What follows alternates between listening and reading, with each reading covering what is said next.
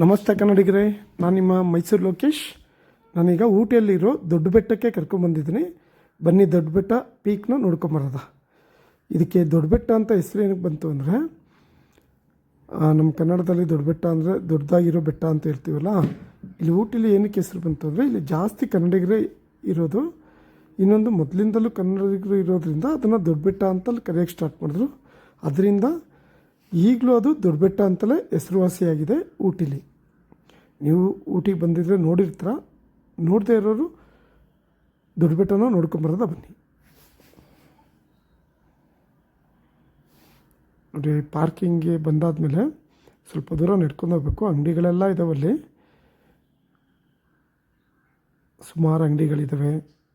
ತಿನ್ನೋ ಪದಾರ್ಥಗಳು ಮತ್ತು ಮಕ್ಕಳಿಗೆ ಬೇಕಾಗಿರುವಂಥದ್ದು ಸ್ವೆಟ್ರು, ಶಾಲು, ಆ ಥರ ತುಂಬ ರೀತಿಯ ಪದಾರ್ಥಗಳು ಸೈಡಲ್ಲಿ ಫುಟ್ಪಾತ್ ಪಕ್ಕ ಅಂಗಡಿ ಇಟ್ಕೊಂಡು ಮಾರ್ತಾರೆ. ಈಗ ಏನಂದರೆ ತುಂಬ ಮಂಜು ವಾತಾವರಣ ಇದೆ, ಫ್ರೀಯಾಗಿಲ್ಲ. ನಾನು ತುಂಬ ದಿನದಿಂದ ಕಾದೆ, ಆದರೂ ಇಲ್ಲಿ ಬಿಸಿಲಿಲ್ಲ. ನೋಡಿ, ಟಿಕೆಟ್ ಕೌಂಟ್ರಲ್ಲಿ ಒಬ್ಬರಿಗೆ 10 ರೂಪಾಯಿ ಚಾರ್ಜ್ ಮಾಡ್ತಾರೆ. ದೊಡ್ಡ ಬೆಟ್ಟ ಎಂಟ್ರೆನ್ಸ್ ಫೀಸು. ಆಮೇಲೆ ಒಳಗಡೆನೇ ಹೋಟ್ಲುಗಳೆಲ್ಲ ಇದೆ, ತಿಂಡಿ ತಿನಿಸಿಗೇನು ಮೋಸ ಇಲ್ಲ. ತುಂಬ ಮಂಜು ವಾತಾವರಣ ಇದೆ, ತುಂಬ ಅಂದರೆ ತುಂಬ ಮಂಜು ವಾತಾವರಣ ಇದೆ.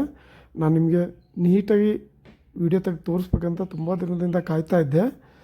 ಆದರೂ ಕೆಳಗಡೆ ಎಲ್ಲ ದೊಡ್ಡ ಬೆಟ್ಟದ ಕೆಳಗಡೆ ಎಲ್ಲ ಬಿಸಿಲಿದೆ, ಇಲ್ಲಿ ಮಾತ್ರ ಫುಲ್ಲು ಮಂಜು ತುಂಬಿಟ್ಟಿದೆ. ನೋಡಿ, ತಮಿಳ್ನಾಡವ್ರು ಯಾರೋ ಶಾಸಕರು ಬಂದವ್ರೆ, ಅದಕ್ಕೆ ಸೆಕ್ಯೂರಿಟಿ ಇದೆ. ನೋಡಿ, ಇದೆ ದೊಡ್ಡ ಬೆಟ್ಟ. ಎಲ್ಲ ಮಂಜು ವಾತಾವರಣ, ನೀಟಾಗಿ ಯಾವುದು ಕಾಣ್ತಿಲ್ಲ. ಇದು ನೋಡ್ಕೊಬನ್ನಿ, ಇನ್ನೊಂದ್ಸಲಿ ಆ ಸೀನರಿ ನೋಡ್ಬಿಟ್ಟು ಹಾಕ್ತೀನಿ. ಊಟಿಗೆ ಬಂದರೆ ದೊಡ್ಡ ಬೆಟ್ಟ ಒಂದ್ಸಲಿ ವಿಸಿಟ್ ಮಾಡಿ, ಯಾಕಂದರೆ ಯಾವ ಟೈಮಲ್ಲಿ ಬಿಸಿಲಿರುತ್ತೆ ಮಂಜಿರುತ್ತೆ ಗೊತ್ತಾಗಲ್ಲ. ಆದರೆ ಬಿಸಿಲಿರೋ ಟೈಮಲ್ಲಿ ಇಲ್ಲಿ ನೀಟಾಗಿ ತುಂಬ ಚೆನ್ನಾಗಿ ಕಾಣುತ್ತೆ. ಇಲ್ಲಿ ಮೇಲತ್ತಿ ನಿಂತರೆ ಸುಮಾರು ಜಾಗಗಳು ಇಲ್ಲಿಂದ ನೋಡ್ಬೋದು.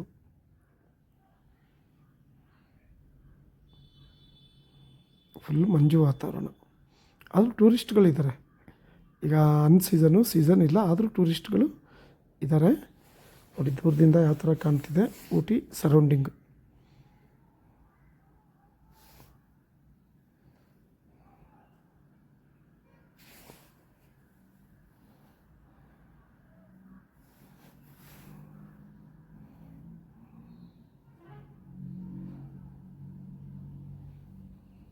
ಮಂಜು ತುಂಬಿರೋದ್ರಿಂದ ಅಷ್ಟು ನೀಟಾಗಿ ಎಲ್ಲ ಕಾಣ್ತಿಲ್ಲ.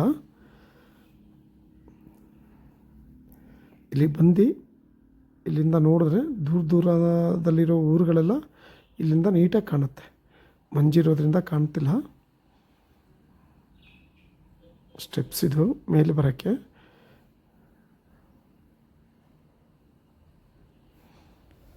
ಇಲ್ಲಿ ಒಂದೊಂದು ಏರಿಯಾನು ಇಲ್ಲಿಂದ ಕಾಣುತ್ತೆ ಅನ್ನೋದಕ್ಕೆ ಇಲ್ಲಿ ಗುರ್ತಾಕಿದ್ದಾರೆ. ನಾವು ಇಲ್ಲಿಂದ ಮೇಲತ್ತಿ ನೋಡ್ಬೋದು. ಕೇತಿ ಅನ್ನೋ ಒಂದು ಊರಿರುತ್ತೆ, ಮೆಟ್ಟುಪಾಳ್ಯಂ ರೂಟ್ ಇರುತ್ತೆ, ಕೊಯಂಬತ್ತೂರು ರೂಟ್ ಇರುತ್ತೆ. ಇಲ್ಲಿಂದ ನೀಟಾಗಿ ಕಾಣುತ್ತೆ. ಮಂಜಿಲ್ಲ, ಬಿಸಿಲಿದ್ದಿದ್ರೆ ನೀಟಾಗಿ ಕಾಣೋದು. ನಾನು ತೋರಿಸೋಣ ಅಂತಲೇ ಬಂದೆ, ಆದರೆ ಫುಲ್ಲು ಮಂಜು ತುಂಬಿಟ್ಟಿದೆ. ಇದು ಚೆನ್ನಾಗಿದೆ ವಾತಾವರಣ, ನೋಡ್ಕೊಳ್ಳಿ.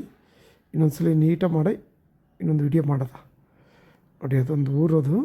ಇಷ್ಟು ಮಂಜಲ್ಲೂ ದೂರದಲ್ಲಿರೋ ಊರು ಈ ಥರ ಕಾಣ್ತಾ ಇದೆ. ಎಲ್ಲ ಮನೆಗಳೇ ಇರುವಂಥ ಊರದು.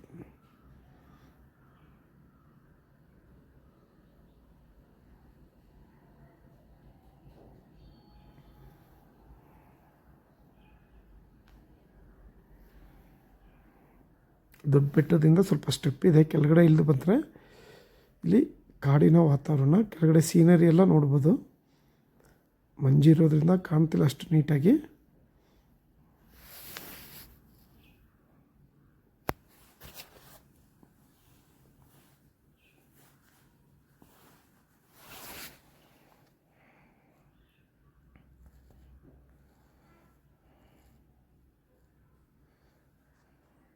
ಇದು ಮೇನ್ ಟೂರಿಸ್ಟ್ ಪ್ಲೇಸ್, ಇದು ದೊಡ್ಡ ಬೆಟ್ಟ ಅಂತ.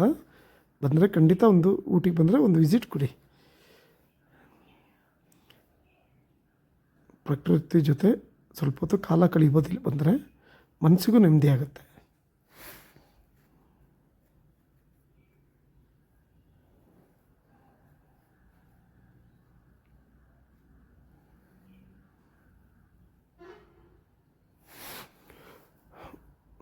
ಓಕೆ ಕನ್ನಡಿಗರೇ, ನೋಡಿದ್ರಲ್ಲ, ದಯವಿಟ್ಟು ಸ್ವಲ್ಪ ಸಬ್ಸ್ಕ್ರೈಬ್ ಮಾಡಿ, ಮಿಸ್ ಮಾಡೋಕ್ಕೆ ಹೋಗ್ಬಿಡಿ ನೋಡಿದವರು.